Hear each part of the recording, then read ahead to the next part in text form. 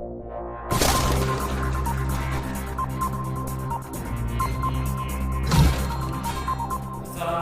warahmatullahi wabarakatuh. Perkenalkan, nama saya Dedi Rahman Fajarianto dari jurusan Pendidikan Agama Islam, Institut Agama Islam Negeri Ponorogo. Di sini saya juga mengajar akidah akhlak, yaitu akan menerangkan terkait dengan akhlak tercela pada bagian bab putus asa. Untuk itu kepada siswa-siswi kelas 8 MTS Muhammadiyah 1 Ponorogo untuk memperhatikan dan menyimak videonya secara baik-baik agar kalian bisa memahaminya. Untuk lebih lanjut silahkan dicek videonya sebagai berikut. Putus asa.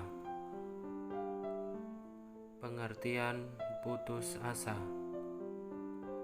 Secara sederhana, arti putus asa adalah tidak ada harapan, putus harapan atau hilang harapan. Secara umum, putus asa artinya sifat yang tidak mempunyai harapan terhadap sesuatu hal yang menjadi cita-cita, kehendak atau keinginannya. Dua perasaan yang menyertai kehidupan manusia adalah perasaan sedih dan senang. Dua sifat ini ikut andil membentuk kepribadian manusia dunia ini. Setiap orang mempunyai pengalaman yang berbeda, pengalaman menjadi korban kesedihan atas berbagai masalah dan musibah, atau dimuliakan oleh perasaan senang. Sesuai dengan perputaran roda nasib, kehidupan manusia senantiasa berubah antara kesedihan dan kesenangan silih berganti. Manusia amatlah lelah sehingga tidak mungkin dapat mengubah sifat buruk yang mempunyai hidup kita ini. Hal yang bisa kita lakukan adalah menghindari sifat ini dengan cara mengarahkan tujuan hidup kita kepada hal-hal yang baik dan menyingkirkan bayang-bayang buruk berupa kegagalan. Seiring dengan perkembangan dan kemajuan zaman, permasalahan yang menimpa manusia semakin berat. Kita tidak mungkin terlepas dari keadaan itu karena kita adalah bagian dari perkembangan dan kemajuan zaman itu. Kelelahan manusia adalah tidak tahu apa yang akan terjadi nanti, tetapi bukan berarti dia menunggu yang akan terjadi itu. Kita perlu menjangkau kemungkinan yang akan terjadi dengan berupaya semaksimal mungkin. Ketika di tengah perjalanan kita tersandung dengan kerikil, permasalahan kita tidak boleh putus asa.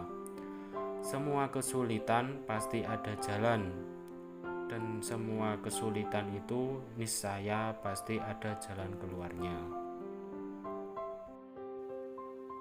Selanjutnya, larangan putus asa. Sifat putus asa termasuk salah satu sifat yang dilarang dalam ajaran Islam. Sebab apabila sifat itu dibiarkan dan bebas di luar kendali kita akan menjerumuskan ke jurang kesengsaraan.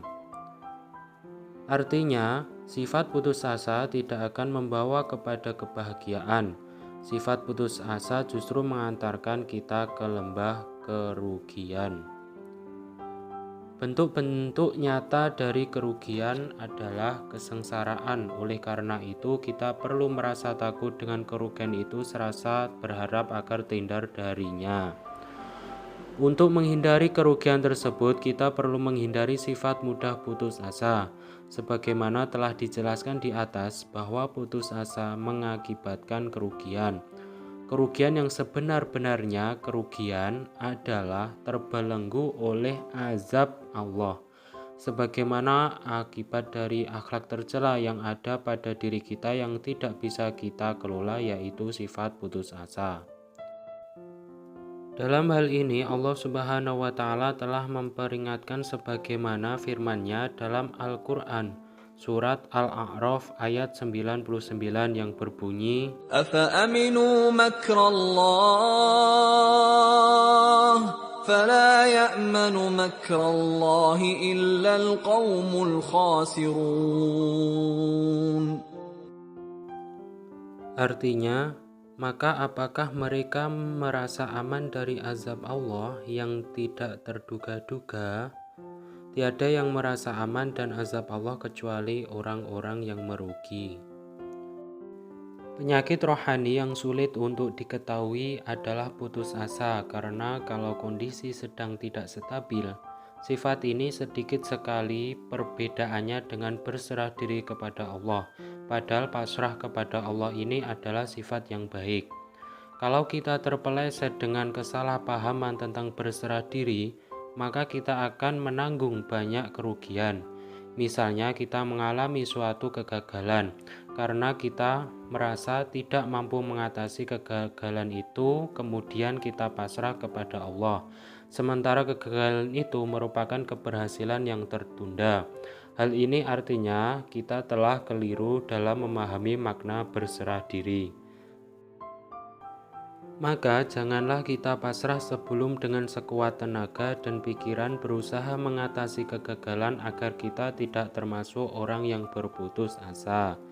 Dan kita terhindar dari perintah Allah dalam Al-Quran surat Yusuf ayat 87. Ya bani yadhhabu fatahassasu min Yusuf wa akhihi wa la tay'asu min rauhillah.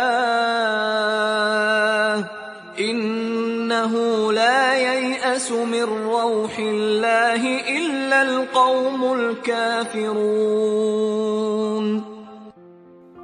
Artinya, hai anak-anakku, pergilah kamu maka carilah berita tentang Yusuf dan saudaranya, dan janganlah kamu berputus asa dari rahmat Allah.